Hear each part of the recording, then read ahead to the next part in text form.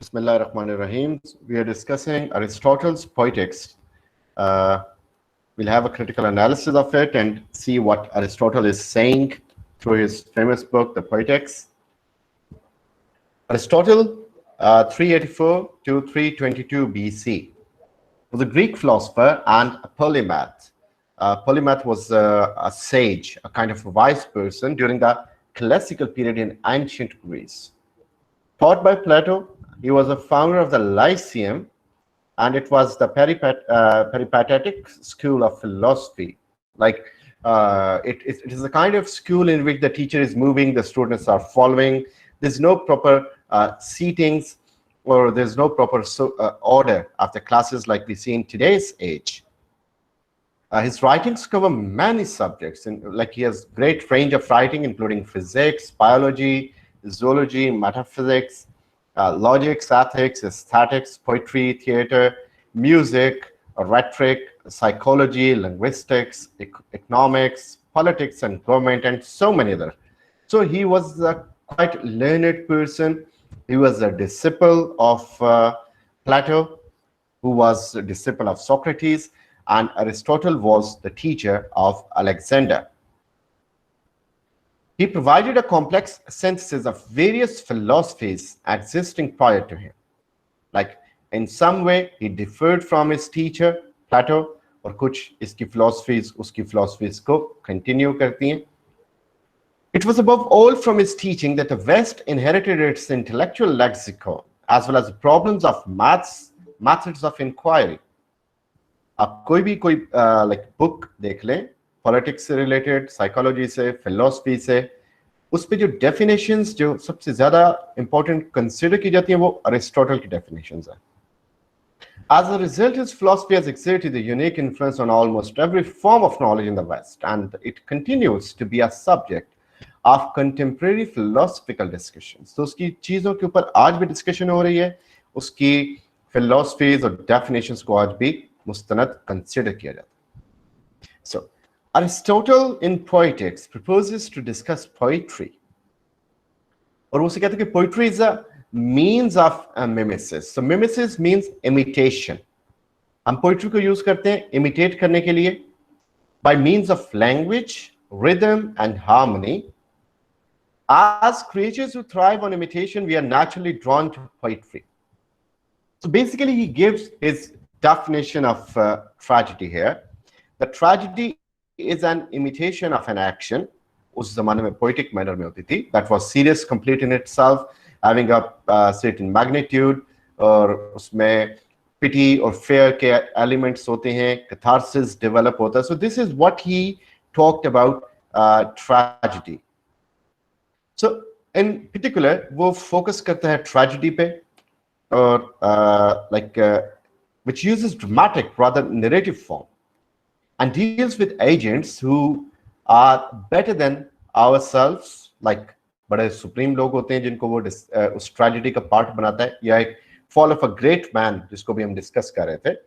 So tragedy serves to arouse the elements of pity and fear, and to effect of catharsis of these emotions. So Aristotle believed कि जो pity and fear के elements हैं ये लोगों के अंदर ज़्यादा develop होते हैं when they go through a play, or even a king अगर कोई ऐसा play देख रहा है, क्योंकि king उस ज़माने में plays देखते थे बड़े शौक से, तो अगर वो एक ऐसे king को देखते हैं जो कि अपनी downfall को उस एक portrayed king के downfall को देख रहा है उसकी गलतियों की वजह से, तो king शायद उसके अंदर fear develop हो और pity develop हो उन लोगों में उस बंदे के वाले से, और ये वो गलत काम ना करें, और फिर जिनके साथ कुछ बुरा हुआ वो उनके अंदर catharsis के emotions develop हो. He divides tragedy into 6 different parts, ranking them in order from most important to the least important, like mythos or plot. Aristotle considers plot to be the most important form. ये भी अक्सर MCQs में आता है, और least वाला spectacle ये भी आता है. At the same time, character, जो कि जिसमें बहुत सारे एलिमेंट्स शामिल हैं, जिसमें प्रोटैगनिस्ट है, जिसमें एंटागनिस्ट है, और वो करेक्टर कौन है इसके ऊपर भी डिस्कशन रही कि एक fall of a great person, जो कि किसी एक ऊंची चीज से, ऊंची जगह से नीचे गिरा अपने किसी गलती की वजह से. So this is all about him.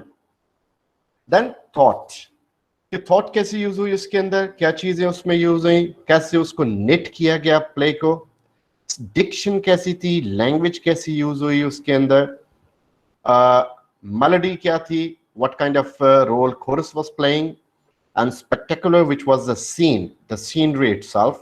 क्योंकि स्टेज के डेवलपमेंट में तवज्जो बड़ी कम दी जाती थी उस टाइम में, जो बेसिकली नज़ारा था, जो कि अपीयरेंस उस स्टेज पे नजर आती थी. क्योंकि whenever we are reading tragedy, तो हमें actually we are not having that spectacle, but still we are enjoying that tragedy. तो इसलिए अरिस्टोटल इसको सबसे लीस्ट इंपॉर्टेंस देता है. तो कह रहे कि the first thing is for a good tragedy is unity of plot. Plot should be unified, यानी इसमें unity of time, unity of action, unity of place, ये होना चाहिए. मतलब कि the plot must move from beginning to end according to a tightly organized sequence of necessary or probable events. कि plot बड़ा tightly organized हो और वो वाले events उसमें दिखाए जाएं जो कि necessary हैं और probable हैं, जिस पे यकीन किया जा सकता है. जैसा कि अब अरिस्टोटल पोइटिक्स में एडिपस रेक्स को कोट करता है, and he believes कि Oedipus is the best tragedy. तो अगर हम इडिपस रेक्स को देखें तो वी फाइंड के everything that happened in Oedipus Rex that can happen in a day. ये सारा कुछ एक दिन में हो सकता है. अनलाइक शेक्सपियर, शेक्सपियर जो कि ड्रामेटिक यूनिटीज को वायलेट करता है, वी फाइंड, और इवन क्रिस्टोफर मॉलो जो उसके हम प्ले में देखते हैं कि वो एक ही प्ले में जो डॉक्टर फॉस्टस है, he is conjuring, he's learning it, he's calling Mephistopheles, he's having discussion, he's flying, he's going to Rome, and he dies in one day, and even 24 years are shown. तो ये सारा कुछ जो है वो unities के खिलाफ है. अरिस्टोटल बिलीव्स के यूनिटी जो है, इट मीन्स के this thing which can be performed in one tragedy और वो probable लगें events. The beginning should not necessarily follow from any earlier events, and the end should tie up all loose ends and not produce any necessary consequences. तो सब कुछ ऐसा होना चाहिए जो कि हमें लॉजिकल लगे और चीजें आपस में टाई अप हों. A plot can be enhanced by intelligent use of prepatia, or that is prepatia, which means reversal, or anagnosis, that is recognition or discovery in other way. तो रिवर्सल जो है situation का, और ये discovery ना भी हो तो ट्रेजेडी हो सकती है. बट अरिस्टोटल बिलीव्स कि ये प्लॉट को ज्यादा खूबसूरत बनाते हैं कि जब हम सिचुएशन में रिवर्सल देखते हैं या जब हम कोई डिस्कवरी देखते हैं. तो first of all reversal in Oedipus again क्या था कि when we come to know कि Oedipus pronounces some verdict that the person should be banished from the land of Thebes, and जो भी उस पे crimes impose करता है, sorry verdicts impose करता है, in the end reversal ये होता है situation का कि he himself falls from the great place, और ये वही है जो कि उस चीज को उस सफर करता है और वो खुद उसका शिकार. So that is reversal of situation. And discovery क्या है कि sooner audience and especially the main character Oedipus comes to discover that he himself is the defilement of the city. So ये elements they work best when they are integral part of the plot. जब इन्हें plot का हिस्सा बनाया जाए, हर plot का ये plot को improve करते हैं, बेहतर समझते हैं. A plot should consist of a hero going from happiness to misery. This is what is believed by Aristotle. plot वो होना चाहिए जिसमें hero happiness से misery की तरफ जाए. The hero should be portrayed in good light. The poet should also remain true to what we know of the character. The misery should be a result of some hamartia and error on the part of the hero.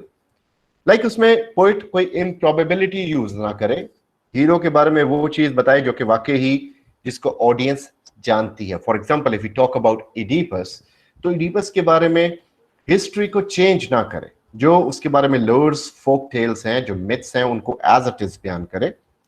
And then उसमें फिर add करे कुछ ऐसा हमार्शिया जो कि उसके downfall का सबब बने. Like there has to be some reason for some downfall. So he tells that there should be some downfall in the character of any tragic hero, or like और वो जो है बेसिकली वो हमार्शिया की वजह से अपने उस अंजाम को पहुंचे. Tragic plot must involve some sort of tragic deed. कुछ ऐसा होना चाहिए जो कि किसी बंदे ने कोई अमल किया हो या किसी काम को भूल गया हो, छोड़ दिया हो, जिसकी वजह से ट्रेजेडी हुई हो. And this deed can be approached either with full knowledge और इग्नोरेंस. और जो भी काम हुआ हो जिसको वो भूला हो या जो उसने किया हो वो उसके इल्म में हो या इग्नोरेंस में हो, दोनों चीजें चल सकती हैं.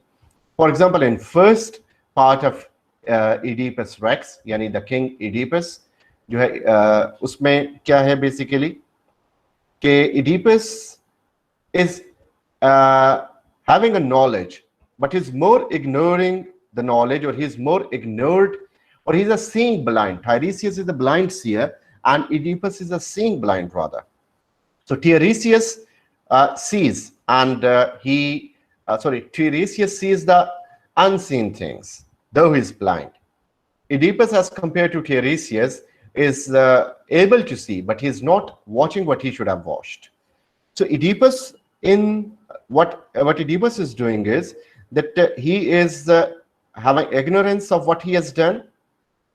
So इसमें हम ignorance देखते हैं और इसमें ये देखते हैं कि जो deed है that has already been done. He has already killed his father. He has already married his mother. So यहाँ पे तो deed हो चुका है. और left undone, like we see in Antigone, the third part of Oedipus, in which Creon is now realizing कि क्या हो चुका है. उसकी वजह से उसका बेटा मर गया, उसकी जो बहू जो ओडीपस की बेटी थी वो मर गई, बहुत सारी ट्रेजेडीज घर के अंदर हो गई. So that is something which he left as undone and finally he killed himself. Aristotle discusses thought in diction and then moves on to address epic poetry. So epic poetry उसके नजदीक बड़ी important है. He believes that it is similar to tragedy in many ways, though it is generally longer, more fantastic, and deals with greater scope of action. करके epic tragedy से similar जरूर है, लेकिन ज्यादा fantastic है, ज्यादा longer है, और इसमें action का scope ज्यादा है. After addressing some problems of criticism, he argues that tragedy is superior to the epic poetry. अब वो क्या है बेसिकली कि ही बिलीव्स के एक ट्रेजेडी में एपिक नहीं हो सकती, लेकिन एपिक में बहुत सारी ट्रेजेडीज हो सकती हैं. So this is a major difference. फिर ही बिलीव्स के जो ट्रेजेडी है वो एक शॉर्टर लेंथ की होती है, उसमें फैंटास्टिक थिंग्स हैं लेकिन किसी हद तक हैं, और इसमें ज्यादा एक्शन का स्कोप नहीं है, उतना ही है जितना कि यूनिटीज परमिट करती हैं. लेकिन एपिक में on the other hand unities destroy भी होती हैं, उसके अंदर ज्यादा स्कोप भी है एक्शन का, वो लंबी पोम भी है, उसके अंदर बहुत ज्यादा एक्सेजरेशंस भी हैं. Aristotle then says that epic tragedy इनमें से हायर कौन है? So most critics of his time argue that tragedy was for an inferior audience that required the gesture of performers, while epic poetry was for a cultivated audience which could filter a narrative from the thought and imagination. Audience वो देख रही है जो कि उन्हें दिखाया जा रहा है through the form of tragedy, लेकिन एपिक इज रेड और लिसन बाय द पीपल जो कि अपनी इमेजिनेशन को उसमें यूज करते हैं. अरिस्टोटल क्या रिप्लाई देता है कि epic recitations can be changed, destroyed with like over exaggeration in the same way as a tragedy. Moreover, tragedy, just like a poetry, can produce its effect without an action. Its power is also in reading.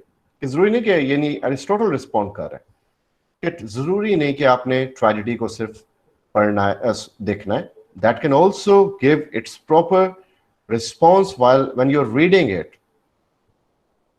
Aristotle says that tragedy is superior to epic because it has all the epic elements as well as spectacle and music to provide an indulgent pleasure for the audience. Tragedy then, despite his arguments of other critics, is higher art for Aristotle. So in the end, he focuses on tragedy कि ये higher form है. Epic जो है उसके मुकाबले में एक अच्छी फॉर्म जरूर है, लेकिन ट्रेजेडी के मुकाबले में वो हायर नहीं है. So this was Poetics by Aristotle, which was a complete document about plot, its construction, and also about the difference between tragedy and epic poetry.